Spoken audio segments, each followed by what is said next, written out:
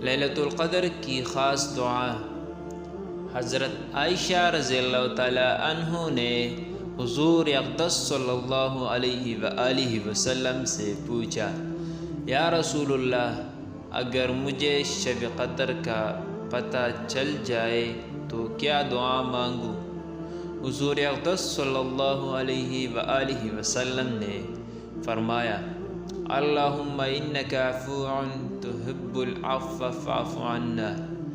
دعا بتائی جس کا ترجمہ یہ ہے، اے اللہ رب العزت، تو بے شک معاف کرنے والا ہے اور پسند کرتا ہے معاف کرنے کو، اور پس معاف فرما دے مجھے۔ آمین۔ اور اللہ ہمیں بھی شب قدر کی زیارت نصیب فرمائے۔